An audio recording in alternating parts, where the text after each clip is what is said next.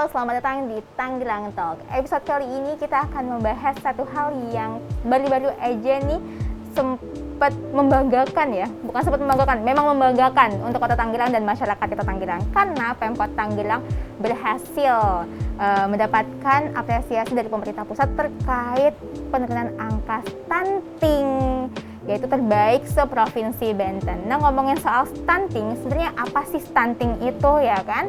Sekarang bersama saya sudah hadir Dr. Dini Anggraini selaku Kepala Dinas Kesehatan Kota Tanggerang. Halo Dok, apa kabar? Alhamdulillah baik. Dok, mungkin dokter bisa kasih tahu nih ke kita nih Dok nih, sebenarnya stunting itu apa sih? Taunya kita kurang gizi gitu ya Dok ya? Atau enggak cebol gitu ya Dok ya, kecil gitu kan ya. Nah, itu apakah bisa dikatakan stunting juga atau yang seperti apa sih Dok stunting itu? Ya, jadi stunting itu ya adalah perbandingan ukuran ya antara tinggi badan dan umur pada balita yang tidak sesuai dengan seharusnya usianya. Gitu. Jadi ada perhitungannya lah itu. Jadi kalau misalnya usianya berapa bulan misalnya ya. Nah, ini usia 18 bulan dia panjangnya udah sesuai belum dengan usianya. Nah, itu ada pengukurannya tersendiri dibandingkan dengan umurnya pada saat itu. Seperti itu. Jadi kalau dia stunting itu ya tidak sesuai.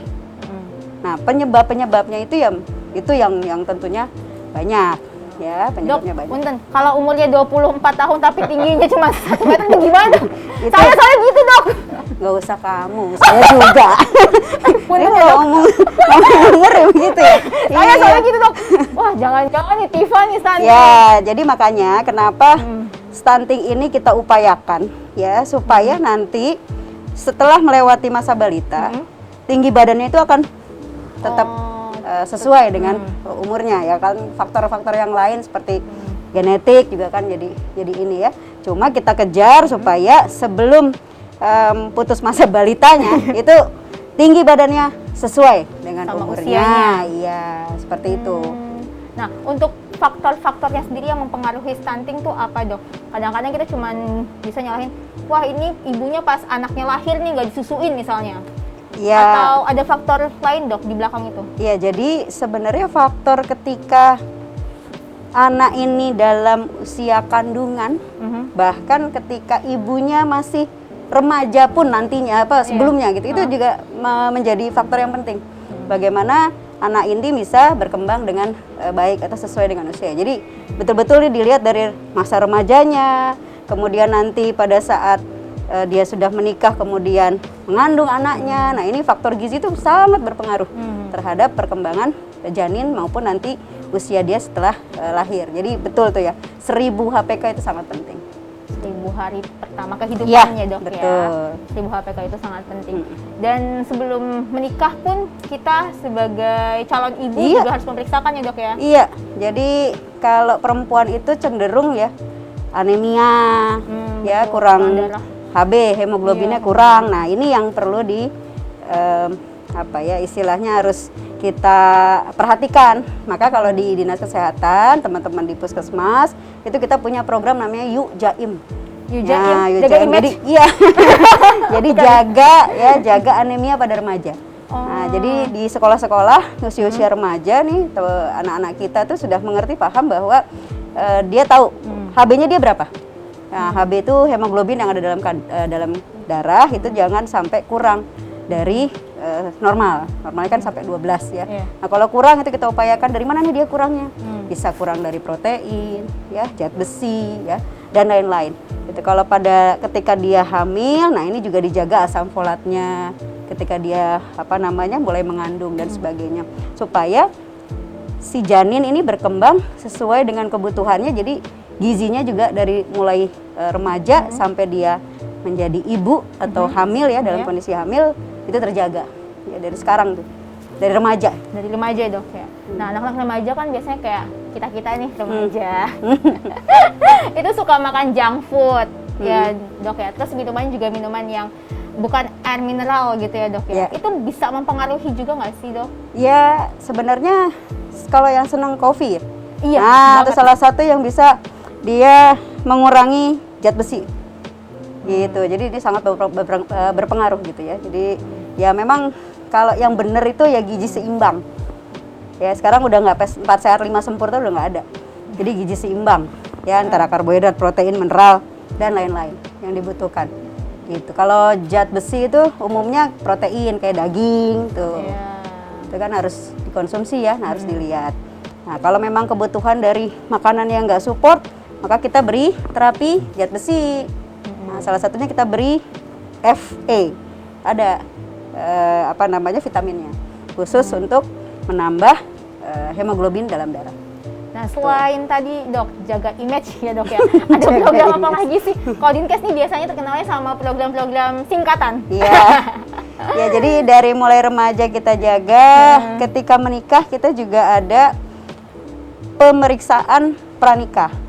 Ya bahkan kalau di puskesmas itu kita sudah mengeluarkan sertifikat kalau makanan layak higien, kalau ini sertifikat layak kawin. Oh, layak iya kawin. Betul. Jadi dilakukan pemeriksaan secara keseluruhan calon-calon pasangan ini, kemudian nanti sampai ke triple eliminasi HIV, kemudian periksa penyakit menular lainnya HBsAg ya, hepatitis ya, terus ya jadi ya penyakit menular seksual lainnya. Jadi itu termasuk yang kita periksakan yang satu paket dengan pemeriksaan keseluruhan, termasuk konseling sebelum menikah. Kalau dia usianya sudah 20 atau 19 ke atas nggak ada masalah. Tapi ketika dia 19 ke bawah, nah ini yang harus kita lihat apakah mereka ini sudah siap atau belum.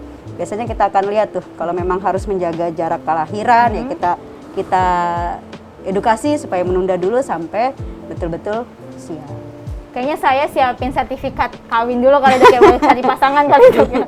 Iya, nanti dari situ kelihatan tuh kalau misalnya pemeriksaan kesehatannya HB-nya kurang gitu ya, kalau untuk yang perempuan ya. Nah, ini kita terapi, kita berikan vitamin, gitu, tambahan, kita beri edukasi mengenai makanan yang tepat gitu ya, supaya mereka betul-betul pasangan ini siap ketika nanti setelah menikah ternyata langsung hamil. Punya Ya, anak buat yang kepentingan anak-anak seterusnya, generasi seterusnya.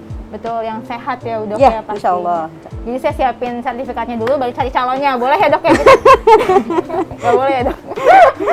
Didoain, amin. Didoain, amin. Ya, amin, segera punya pasangan. Amin.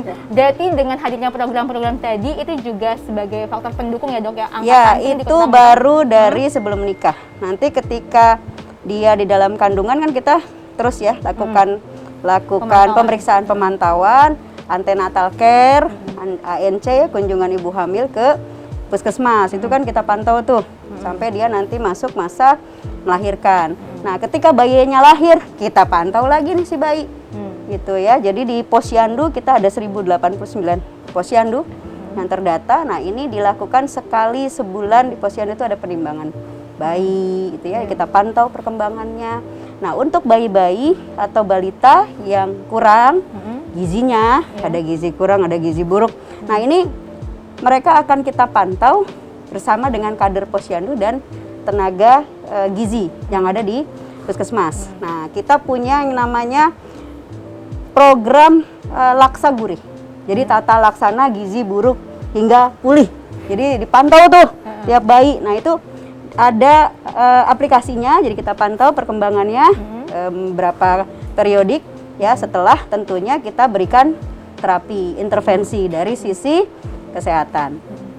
Sementara kita pantau juga apa penyebab-penyebab nih si bayi ini ya yang tidak sesuai tinggi badannya atau gizinya juga tidak sesuai. Ini kenapa penyebabnya? Nah, ini yang perlu juga kerjasama dengan selain kesehatan, karena mungkin di situ ada faktor-faktor lain yang mempengaruhi. Bisa pola asuh kalau memang itu dari sisi edukasi orang tuanya, bisa juga karena faktor ekonomi, bisa juga karena dan lain-lain ya, rumahnya lah yang mungkin dari sisi sarana air bersih kurang dan sebagainya. Itu banyak sebenarnya faktor yang mungkin mempengaruhi kenapa anak ini kurang gizi. Anak ini kurang gizi. Nah, itu yang perlu dipantau. Terus setelah nanti dia dapat sesuai berat badan sesuai dengan usianya, ya, kemudian kita bisa intervensi, kita lihat lagi, kita follow up nih, karena kadang setelah tercapai, nah apakah yang kita edukasi ini nyampe apa enggak?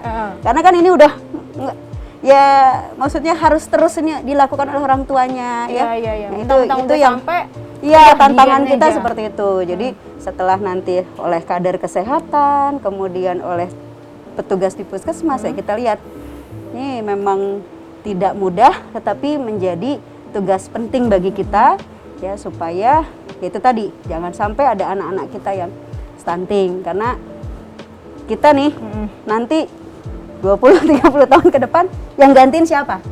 Ya itu anak-anak kita sekarang yang sekarang tentunya harus kita jagain ya supaya tetap sehat. Ya, harus bebas dari stunting. Ya, Nah dok, dari berbagai program yang tadi dokter Dini sudah jelaskan, tadi juga berkolaborasi dengan DP3P DOKB terkait sosialisasi bagaimana pengasuhan ya dok ya. Gimana dok angka stunting di Kota Tangerang dari tahun-tahun lalu mungkin? Ya, jadi ada 2 jenis pengukuran sebenarnya. Ya, kalau dari yang kita punya di Dinas Kesehatan tuh ada namanya EPPGBM, Elektronik Pencatatan dan Pelaporan Gizi Berbasis Masyarakat. Jadi ini langsung yang tadi saya sampaikan, kalau ada anak yang terlaporkan kurang gizi buruk, gizi kurang itu ada di sistem, ada by name by address-nya.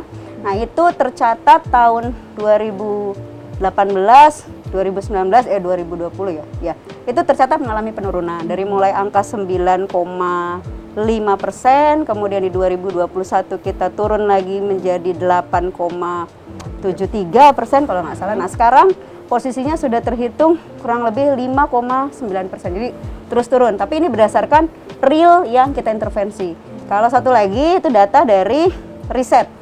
Jadi ada riset kesehatan daerah, ada riset status gizi secara nasional, itu juga dari angka 19% sampai kemarin tahun 2021 itu 15,3%. Jadi ya alhamdulillah walaupun kondisi pandemi ternyata hasil risetnya kondisi stunting ya prevalensi stunting di Kota Tangerang itu mengalami penurunan. Mudah-mudahan ini juga menjadi semangat bagi kita ya untuk terus menurunkan angka stunting. Jadi bukan berhenti di sini.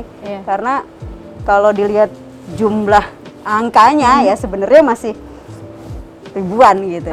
Ya kan? Karena itu hitungannya terhadap populasi balitanya saja. Ya, walaupun 15 tuh angka yang sedikit tapi ya walaupun ya betul tadi. Jadi kalau WHO ada standarnya 20%. Kalau kita di bawah itu ya berarti sebenarnya masih masuk lah dianggap rendah di bawah. Ya, tapi Indonesia punya target 14%. Nah, ini yang jadi tantangan kita dari 15 ke 14% nih.